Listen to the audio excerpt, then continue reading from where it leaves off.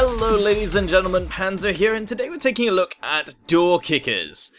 Now this is a top-down, tactical sort of SWAT simulator, let's say sword simulator, SWAT simulator, and it's just released on Steam recently, and I would be lying if I said I wasn't looking forward to it. In fact, I was kind of a little bit hyped up for this, and the reason is because I'm a big fan of Rainbow Six. I don't know how many people played the original Rainbow Six. Some might only know Rainbow Six Vegas, which frankly is not the same game.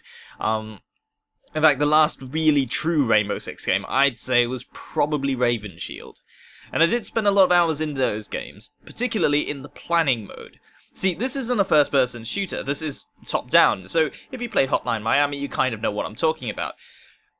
This, however, is not a game where you play as a single character. You are taking on the role of a SWAT commander, and you plan out the missions and then let it play out. So, very much like Rainbow Six, if you only played the planning phase of it like me, because I was terrible at shooting in that game, this is very similar to that. So, first I'm just going to quickly have a look at the options menu, because there's one thing I want to point out down here. The windowed option defaults to windowed only if your resolution is lower than the desktop. So if you're not running it at native resolution, it will go into windowed mode, otherwise it'll be full screen borderless. It's nice that they've done this, however, it would be better to have both options, because sometimes you want windowed, sometimes you don't. And I think it'd be good just to have that. There's a gore slider as well, if you want more blood, or if you want less. This actually in the middle is quite realistic to a degree, so it's kind of okay. I'm actually going to turn coloured paths on, because that's actually quite a useful feature. Otherwise it's in white. Not so useful for coloured blindness, no. There is no colourblind option from what I can tell, so that is a bit... yeah. No rebindable keys. The keys themselves are decent, they actually work fairly well. The only thing is, I would like there to be rebindable keys, mainly because the keys A, B, and C aren't very close together. Giving you the option to use 1, 2, and 3 is fine, but I would like just the option to be able to rebind them to whatever I want. I mean, that's not too much to ask, is it? Yeah, it's always a big problem, a peeve of mine when the option isn't there. I mean, it can't be that difficult to change them. I don't think so, anyway. Separate sound sliders, always nice to see. I've turned the music all the way down because it was a little bit distracting. That was the only reason. It's not because the music's terrible or anything. The music's actually pretty good. It just... yeah, it was very distracting when trying to record. Okay, so, firstly, I'm gonna go through, actually, no, I'm going to show you the customization options, because this is actually quite interesting. Alright, so you have an entire squad up here. They all have an individual sort of progression system, if you will. They level up, they gain new skills, and they all gain skills differently. Now, I'm going to draw a lot of comparisons between this and Rainbow Six, because there is a lot of similarity between the way these games' progression system sort of worked. The skills themselves are different from between each character. If I look at these, there are some that have better field skills, so they can do breaching or lockpicking a lot faster.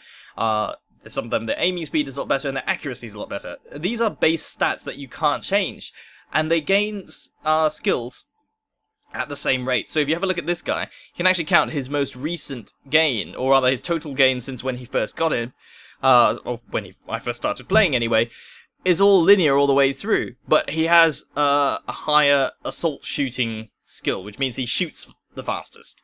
So yeah, if you want him as the point man to shoot, it's probably the best option.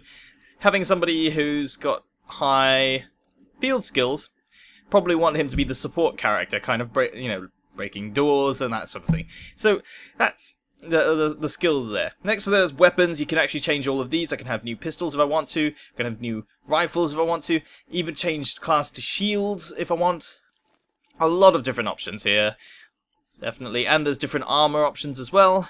And all of these affect the encumbrance of the character, so their overall mobility, or in other words, how fast they move, is dependent not just on their class. If I switch him over to a point man, he's a lot faster. Or if I switch him to shield, you can see it goes down quite a bit. But it's also dependent on what you carry. So if I was to carry I'm not sure if a heavier weapon might do it, but if I switch to a heavier armor, you can definitely see his armoring goes up, but his mobility goes a hell of a lot down. So and all of these have different stats as well. If you want frontal or rear armor or side armor and so forth. These all make a difference, so you want to be aware of that. So depending on the facing of your character. And there's these stars. These stars are gained by completing missions, completing side objectives as well. Getting a 3-star mission similar to what you might see in mobile games where they had the sort of, 1 to 3 star rating depending on how well you did. That actually transfers into a currency which you can use to unlock things such as weapons. So you can see over here, different weapons and gear are all available by purchasing them with stars. There's no microtransactions in the game from what I can tell. So all of this is available from in-game only, and you can repeat missions to gain more stars from what I can tell as well. So definitely very good. The next thing is the doctrines.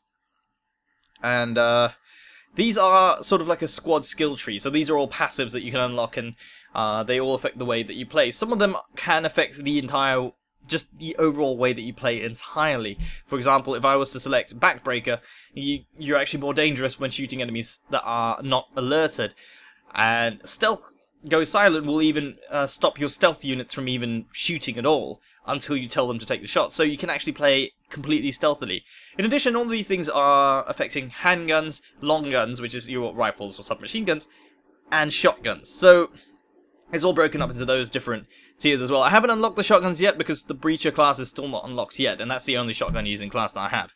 So that's really it. As far as character customization goes, you can choose different sort of pictures really, and you can name these however you want. So overall, it's very similar to what XCOM does. The new XCOM, Enemy Within, or Enemy Unknown. Is it Enemy Unknown? I think it's Enemy Unknown that started doing that. Where you can just give them different nicknames, you can name them whatever you want. So there's that. These names are actually randomized from a pool right in the beginning, so everybody has a different set of characters to begin with. Okay, so we can jump straight into it. There's single missions. All of these have different modes. There's eliminations. There's hostage rescues. There's bomb defusals. There's even, in this case, it's a slightly different hostage rescue where somebody's actually, I believe this is a guarded hostage or something. It's a different sort of game mode, really. And there's even secure all enemies, so you actually try to be non-lethal. And the last few modes, this one's a where you have to secure evidence. So there's a lot of different modes that you can try out in the single missions. These are separate from one another, so if you lose a trooper in any of these missions, it doesn't actually matter. It just affects your overall score for that mission. And there's also a random mission generator, and we can actually make our own. There's also Steam Workshop support, so there are actually missions we can download, and there's quite a lot in the workshop already, mods-wise. So there we go. Just randomize one now, just to have a look at how that goes. So we're going to generate a kill house. And this is a really simple kill house, actually. So we just set our crew up. So these are the troopers that we're going to use. And we've just got one building over here. So how this game plays, very simply, is in the planning phase, which we can enter any time by just pausing the game, we can create a path for our troopers to go by clicking and dragging with the left mouse button. And then with the right mouse button, we can actually change their facing when they reach a waypoint. Now, I don't need him to face any particular direction, so I'm going to keep him that way. Bearing in mind, if you do this, he will just face this direction first, and then if he reacts to an enemy shooting at him, then he'll turn. It's normally not so good if you don't know the direction of the enemy or expected direction, so we want to do that. So okay, so there it is. That is the plan.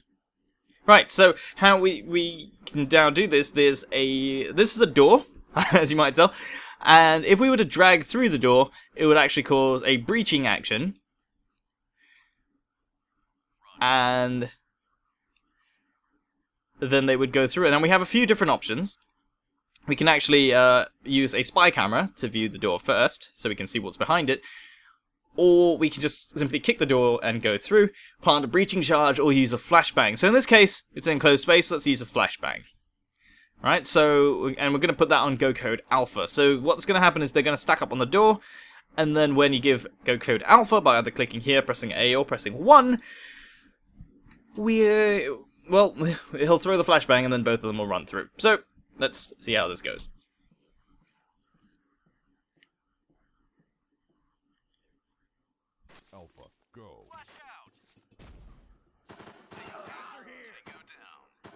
Good job. We're done here. And that's all there is to it, really. Of course, this is a really simple map. As we go through to a more complex maps, you can see that the missions themselves will get a little bit more complicated. Here we have two separate buildings, which is not ideal at all. And we can now use 4 troopers. So we can definitely expect there to be a lot more enemies. So this is actually going to be a lot trickier. Right, so let's try this.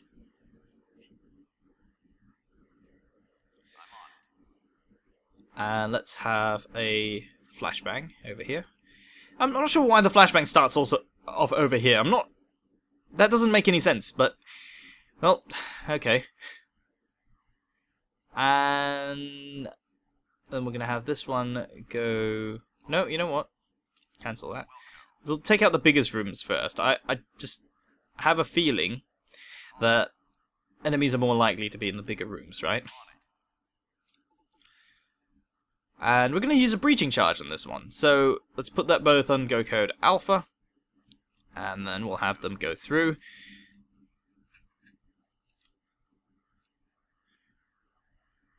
And let's wait for clear. So what happens now is they'll go in there once there's no enemies in sight, then they'll move.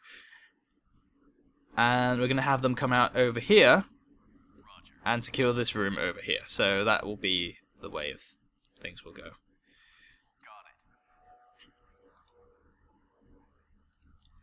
And this will be just a standard breach. I'm not going to put any facing on that because they could be in either direction, so them going through the room they'll actually scan on their own rather than having a particular facing, and that's actually a little bit more useful. And these guys are going to run in through here, but I want this one to face this way and this one to face this way, and the reason being is that we've got more angles covered if they do that.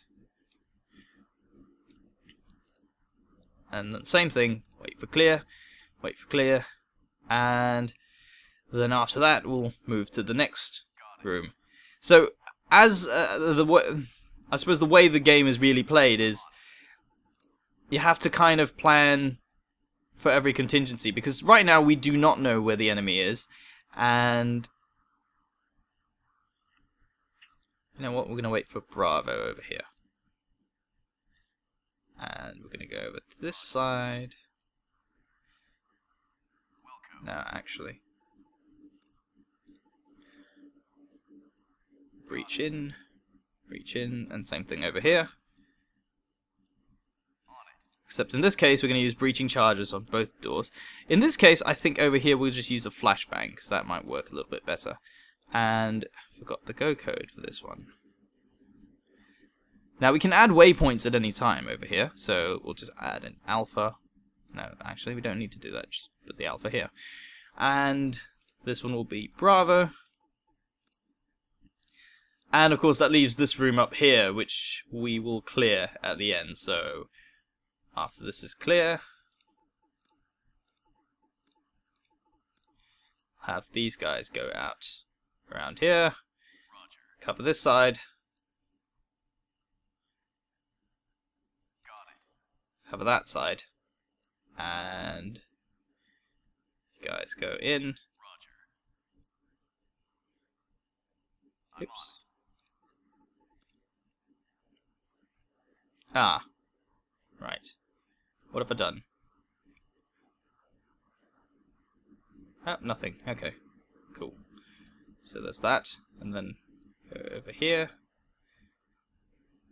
Breach this one. That's really strange. I'm not sure what I'm doing wrong right now.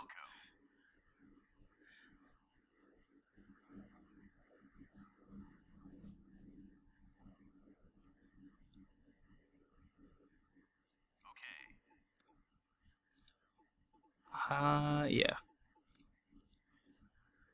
I think I might have just been clicking the wrong line. That's most likely what happened. Okay, so what we're looking at right now, this is the entire plan, covering all the angles that we can think of, and now the only thing we can really do is just play it out and see what happens. A lot of the missions are basically like this because we do not know the enemy locations. in a lot of the cases. In a lot of the cases we do know where civilians are, but not necessarily where a lot of the enemies are. So this is going to be kind of a test of your planning, and you just kind of have to keep every possibility in mind and hope for the best, I suppose. So let's get to it. So you can see the teams are now moving into position. Take cover on both sides of the door. You don't want to be standing in front of the door when it opens. That's the main thing. Right, both are in position now. Go, Code Alpha.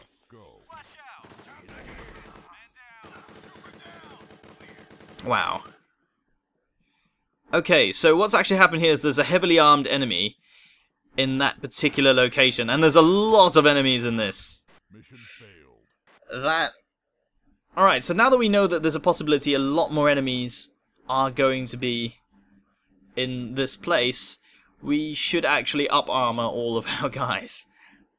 In fact, I think we might even go so far as to have to increase our firepower, mainly because there is a guy with a heavy rifle in there and he just completely destroyed the squad. Not good. So we're going to go with a lot heavier armor and a lot heavier weapons in this case. We could go with a shield, but that guy's wearing armor as well, it might not be as effective, so there is that. Okay, go back to the planning phase here.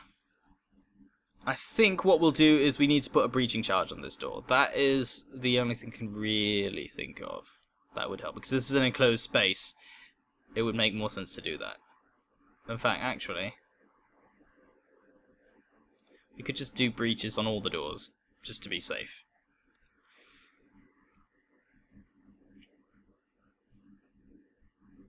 Let's put that on Bravo. That on Charlie, and that on Charlie. There we go. Okay, so let's try this again.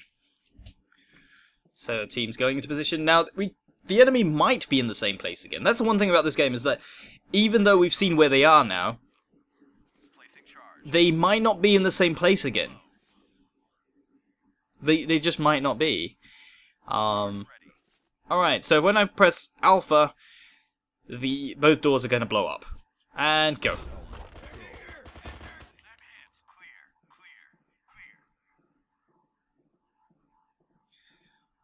Okay, so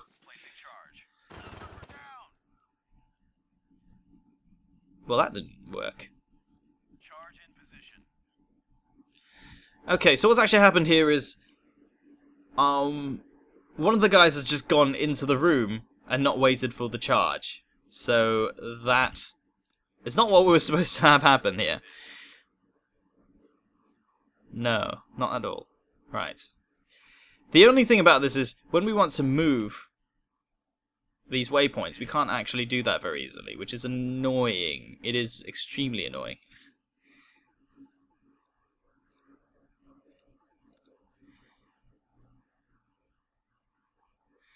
So, the only way to really do it is to...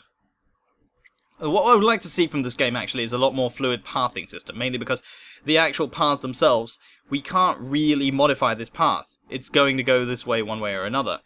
And the only way to really deal with that is to delete all of the paths, which is kind of messy at best. So what I'm going to do is I'm going to go back to show you another mission. Abort mission.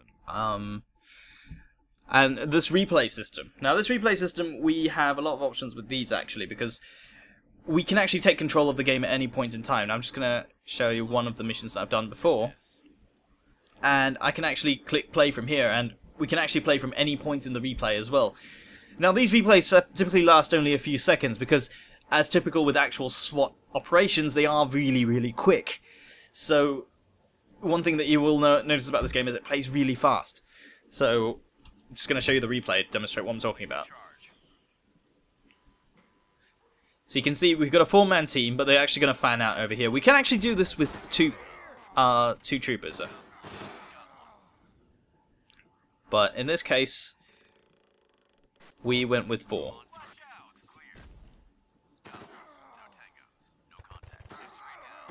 Good job. We're done here.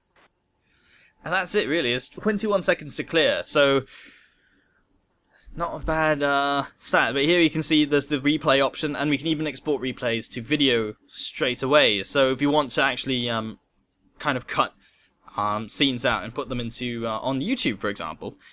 You can do this straight from the game, or you can just use capture software like what I'm using. Okay, and then there's a campaign mode. So with a campaign, there's a series of missions, and all of these progress onwards and onwards. The only thing about these is that if you don't, if you complete the mission, you have to take whatever score you get if you exit from it. So what I mean by this, if I was to play this mission, and it's completed, so let's say I only have a 2-star, if I leave the mission after that, that's the score I get. And I can't go back and replay it. If I click this, I can't replay it now without replaying the entire campaign. So, not exactly ideal, but then I kind of understand where they're coming from with that. Also, squad damage and kills are persistent, very much like XCOM, when you're playing the campaign missions only. So for the duration of this campaign, I have one guy who's injured. It takes him about 2 missions to heal from red injuries, which is a more critical injury, or yellow wounds, which will cause them to sit out 1 mission. In some cases, you don't have chances for them to really rest, so you have to use injured guys anyway. But anybody who's killed is out for the entire mission. So that's not really an ideal situation at all. You want to try and preserve everybody as much as possible. In addition, let me just reset the campaign. There is also an Iron Man mode, which allows you to get better rewards and more XP. The only problem with that is, well, it's not really a problem, but the challenge in that is that once a mission is started, that's it. You can't restart the mission at all. So if your entire squad gets killed, the mission is a failure, you take that result. And that's kind of how it works. If you look at like games like XCOM, there's no saving or anything in between.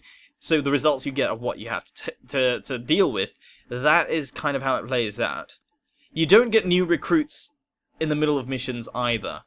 So you can't replace the guys who are dead. So that is another thing to consider. Unlike games like XCOM, where you have new recruits to replace those who die, this is a bit different. And it's probably compensated by the idea that the campaigns themselves are typically very short. They're only a few missions long. So you can see, this is a slightly longer campaign, but overall, the campaigns themselves are not very long.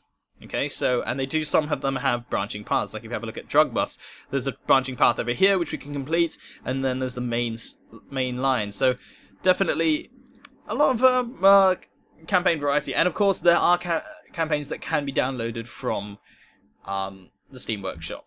Overall, this is a very complete experience, and definitely if you're a big fan of tactical games, this is one to look out for, because even though this game can be played in real time, the idea is that you plan out for it and then you sort of watch it play out. And that's really quite nice. I quite enjoy that sort of thing. And if that's something you enjoy, it might be up your street as well. So, is it any good? Well, Door Kickers is a SWAT simulator, or SWAT command simulator at heart. It plays in a top-down perspective. And it's very simple graphically, but it has a very high skill ceiling, and I think there might be some sort of element of competitiveness in there with people sharing replays and stuff like that. I think among your friends, if you are people who are interested in this sort of game, it makes it very easy to compare with each other just how well you're doing, with the ability to save replays and show them off. With Steam Workshop support as well, and a level editor, there is a level editor in here as well, and mod support straight off the bat. There's a lot of customization, and there's a lot of replayability that can be found in this game straight away. So definitely, I like the game, and I'm having a lot of fun with it, and I'm definitely going to keep playing it. And if you're looking for a more tactical kind of game, this is definitely a good example of this sort of tactics genre. I wouldn't say it's a strategy, well, it's a kind of a strategy game, but it's a different sort of strategy game. And yeah, it's a very satisfying experience to get a good solid plan going and then see it actually kind of fall into place really nicely. I think that's that level of coordination and stuff is a very satisfying experience altogether, and Door Kickers definitely does that very well. The attention to detail as well is very, very interesting. If you look at the just the stats of weapons, for example, things like maneuverability, the ability to move bulkier weapons indoors is something that is kind of borders on realism, really, and just the fact that that's in there, even though it's represented in 2D, is something that I think is neglected in a lot of games. especially right now. So having that in there just really kind of shows the level of attention to detail that the developers have put into this game. So definitely, it's a very good game, and I'm enjoying it a lot. And if you're anything like me, I think you're going to enjoy it as well. So there you have it, ladies and gentlemen. This is Door Kickers, now available for $19.99 or your regional equivalent on Steam. Thank you very much for watching. My name is Panzer, and I'll see you next time.